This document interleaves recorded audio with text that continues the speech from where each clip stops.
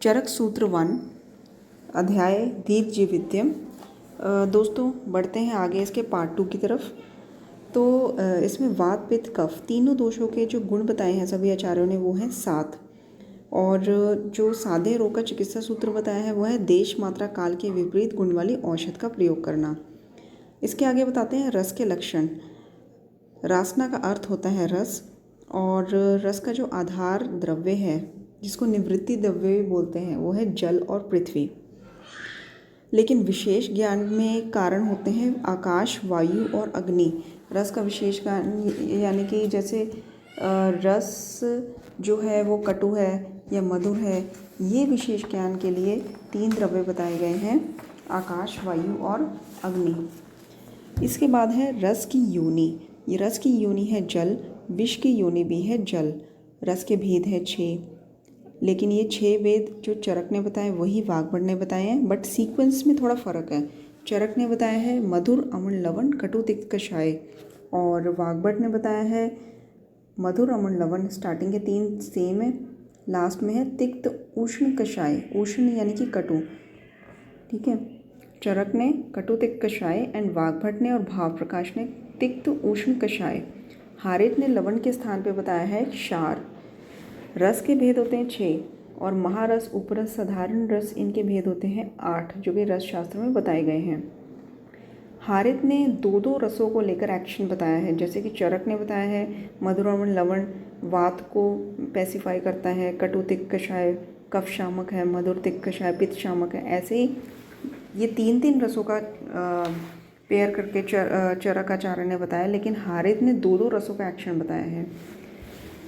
Next में है महाभूत। मधुर में जल और पृथ्वी, अम्ल में पृथ्वी, अग्नि, लवण में जल और अग्नि, कटु में वायु, अग्नि, तिक्त में वायु, आकाश, कषाय में वायु, पृथ्वी। इसके बाद है द्रव्य कितने प्रकार के होते हैं। द्रव्य होते हैं त्रिविध द्रव्य। 1 किंचित दोष प्रशमनम, किंचित धातु प्रदूषणम, स्वस्थ वृत्ति मतम, किंचित त्रिविधम द्रव्य मुच्यते। एक तो है जो दोष का प्रशमन करते हैं, दूसरा है धातु को प्रदूषण करते हैं, और तीसरा है स्वस्थ वृत्त को मेंटेन करके रखते हैं। उत्पत्ति भेद से द्रव्य के प्रकार हैं 3, जांगम, औद्भिद, पार्थिव। लेकिन इंडिविजुअली देखें तो जांगम है 19, औद्भिद है 18 एंड पार्थिव है 15। जांगम द्रव्य में गोरस जो है उसमें दूध, दही, घी इत्यादि लिया गया है।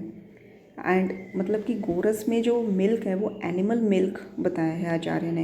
एंड शीर जो है वो प्लांट मिल्क बताया है अंडर औद्भिद द्रव्य। स्थावर एंड पार्थिव ये 2 प्रकार के द्रव्य हैं अकॉर्डिंग टू सुश्रुत। इसमें स्थावर है 8 और पार्थिव होते हैं 7। औद्भिद द्रव्य 4 प्रकार के बताए हैं। चरक ने 4 प्रकार के बताए हैं, वनस्पति, वानस्पत्य, विरुद्ध और औषधि। This is very very important, और इसमें स्पेशली औषधि को लेकर क्वेश्चन पूछा जाता है। वनस्पति में सिर्फ फल होते हैं, औषधि फल पाक अंत, मतलब फल के पकने पर जिसका अंत हो जाए। वानस्पत्य जिसमें पुष्प और फल दोनों होते हैं। विरुद्ध मतलब प्रतान, जो लता की तरह फैलता हो। वहीं पे जो सुश्रुत हैं उन्होंने वनस्पत्य, वृक्ष और विरुद्ध बताया है। उन्होंने जैसे चरक ने वानस्पत्य में फल और फूल दोनों बताए थे, वैसे आचार्य सुश्रुत ने वृक्ष में फल और फूल और वनस्पत्य में फल। भाव प्रकाश ने और राजनिघंटु ने इन्होंने बताया है वानस्पति औषध वल्ली, वानस्पत्य शुभ, ये 5 प्रकार के बताए हैं। भेल ने 4 प्रकार के, वनस्पत्य, वृक्ष, तृण, लता। इसके बाद आ जाते हैं मूलनी द्रव्य कितने हैं 16, और फलनी कितने हैं 19। मूलनी 16, फलनी 19। मांस ने 4 होते हैं, लवण होते हैं 5, मूत्र होते हैं 8, दूध 8 प्रकार के, शोधन वृक्ष 6 प्रकार के। दोस्तों ये आपको एग्ज़ाम्स में रिवीजन में बहुत काम आने वाले हैं, क्योंकि इसमें सारे मेन पॉइंट्स जो इम्पॉर्टेंट क्वेश्चंस बन के एग्ज़ाम में आते हैं वो सारे कवर किए गए हैं। कोई भी लाइन या कोई भी श्लोक हमने छोड़ा नहीं है। एक क्विक रिवीजन के लिए हमारा वीडियो आपके लिए बहुत काम आने वाला है। तो चलिए आगे बढ़ते हैं। मूलनी द्रव्य 19 हैं, मूलनी द्रव्य वमन 3, विरेचन 3, शिरोविरेचन 2।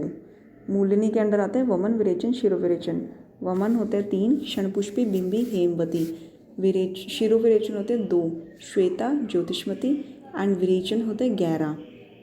विरेचन 11 है, ये सारे याद करने की इतनी ज़रूरत नहीं है। इसमें 2 जो मेन इंपॉर्टेंट है वो है हस्ती, दंती एंड दंती। इसके बाद आते हैं फलिनी 19। फलिनी में वमन, आस्थापन, ये कॉमन 8 द्रव्य होते हैं। शिरोविरेचन 1 जो है अपामार्ग एंड विरेचन होते हैं 10। ठीक है, जो फलिनी के अंडर हस्ती पढ़नी है उसमें वमन एंड आस्थापन ये दोनों में ये काम आता है। एंड अपामार्ग को प्रत्येक पुष्पा भी बोलते हैं, ये शिरोविरेचन द्रव्य है। ठीक है, एंड चरक सूत्र 25/40 में मदन फल बताया है, जो कि वमन, आस्थापन और अनुवासन तीनों में इसका एक्शन है। सिर्फ वमन के लिए ही नहीं, मदन फल को हम देखते हैं, यह चरकाचार्य ने वमन, आस्थापन, अनुवासन तीनों बताए हैं। वमन और आस्थापन ये कॉमन 8 द्रव्य हैं। इसमें आ जाता है मदनफल, जिमूतक, इक्ष्वाकु, धामार्गव, कुटच, कृतवेदन, ये षडवामक द्रव्य हैं। पहले 6 तो षडवामक द्रव्य जो चरकाचार्य ने कल्प स्थान में बताए हैं, और लास्ट के 2 हैं त्रिपुष एंड हस्तिपर्णी।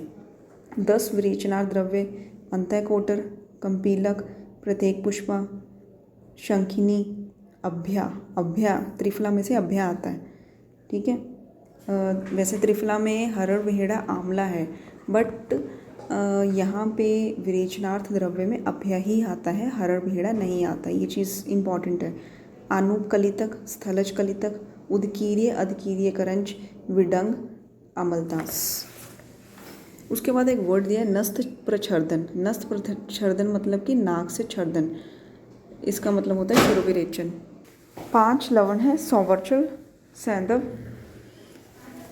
औद्भिद, समुद्र और विड। मूत्र है 8। This is very important. जो मूत्र को कटु लवण आणवितम, ये मूत्र के लिए वर्ड यूज़ हुआ है। एंड कटु लवण भूयिष्ठम, ये क्षार के लिए वर्ड यूज़ हुआ है। आणवितम मूत्र के लिए एंड भूयिष्ठम क्षार के लिए। और इसमें एक वर्ड है सर्वाणी आत्रे शासने, मतलब कि आत्रे के शासन में ये सब ज्ञान डिस्कशन हुई है। और इसके बाद आते हैं चरक। आचार्य चरक ने बताया है कि जो मूत्र है वो पित्त का विरेचन करता है, वात का अनुलोमन करता है, कफ का शमन करता है। और सुश्रुत ने बताया त्रिदोष शामक, एंड वाग्भट ने पित्त का वर्धक बताया है मूत्र को। आचार्य सुश्रुत और वाग्भट ने मूत्र का रस बताया है कटु प्रधान और लवण अनुरस। ठीक है, मूत्र 8 प्रकार के होते हैं, और इसमें सबसे पहले आ जाइए अभिमूत्र। अभिमूत्र में जो भेड़ का मूत्र होता है ये तिक्त रस है, इसका पित्त का विरोधी नहीं है। ऊंट का मूत्र होता है तिक्त रस, बकरी कषाय रस, पत्थे होता है एंड मधुर होता है। गाय का मूत्र मधुर रस होता है, कृमि कुष्टिनुत। ठीक है, मधुर रस, कृमि कुष्टिनुत। और हस्ती का कृमि कुष्टि नाम, बस वर्ड्स का फ़र्क है। गाय का मूत्र है कृमि कुष्टिनुत एंड हस्ती का कृमि कुष्टि नाम। एंड हस्ती मूत्र लवण मूत्रम, बद्धविण मूत्र। ठीक है, और भैंस यानी माहिष मूत्र है क्षार युक्त। वाजी घोड़े का मूत्र है कुष्ठ व्रण विषापहम। खर गधे का मूत्र है अपस्मार उन्माद ग्रह विनाशनम। It's very very important question. ऊंट का मूत्र है तिक्त रस जो होता है। अब एक्शंस में देखें तो अर्श पे कौन से मूत्र का काम होता है? अर्श घन कौन सा है? हस्ती मूत्र, माहिष मूत्र और ऊंट का मूत्र।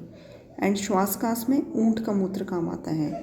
ठीक है, और सुश्रुताचार्य ने जो आवी मूत्र है मतलब भेड़ का मूत्र, उसको क्षार तिक्त कटु बताया है, और गाय के मूत्र को क्षार बताया है। हस्ती मूत्र को भी क्षार तिक्त लवण रस बताया है। ठीक है, आचार्य सुश्रुत के अनुसार अब रस देखते हैं। आवी मूत्र तिक्त कटु, अजा मूत्र कटु तिक्त, हस्ती मूत्र सतिक्त लवण। इसको बार बार सुनिए दोस्तों, क्योंकि इसमें कन्फ्यूजन बहुत होता है, क्वेश्चंस भी बहुत आते हैं। गाय का और भैंस का मूत्र जो होता है दुर्नाम उपयोगी। दुर्नाम किसको बोला गया है? अर्श को। ठीक है, और क्षार मूत्र हम देखें तो भेड़ का, गाय का, हाथी का। और वाजी मूत्र वात विकार में, चेतन विकार मतलब मानस विकार में और कृमि दद्रु में काम आता है। गधा का मूत्र जो होता है वो गर चेतो विकार मतलब कि गर विष में और मानस विकार में, जैसा कि हमने उन्माद अपस्मार वगैरह पहले पढ़ा है। आचार्य सुश्रुत ने और आचार्य वाग्भट ने अष्टांग संग्रह में एक श्लोक बोला है, मतलब सेम है बट वर्ड्स थोड़े से डिफरेंट हैं। तो श्लोक रख के पूछ लेते हैं कि ये कहाँ का श्लोक है, कौन से संहिता का श्लोक है। आचार्य सुश्रुत सूत्र में 45 में बताया है मूत्र मानुष्यम च विषापहम, और आचार्य वाग्भट ने बताया है अष्टांग संग्रह में मूत्र मानुष्यम तु विषापहम। च और तु का फर्क है बस। मूत्र मानुष्यम च विषापहम आचार्य सुश्रुत एंड मूत्र मानुष्यम च विषापहम आचार्य वाग्भट। भाव प्रकाश ने नर मूत्र को बताया है गर विष घनम रसायन। गर विष पे काम करता है और रसायन है, जैसा कि आचार्य वाग्भट ने बताया है नर मूत्र के बारे में।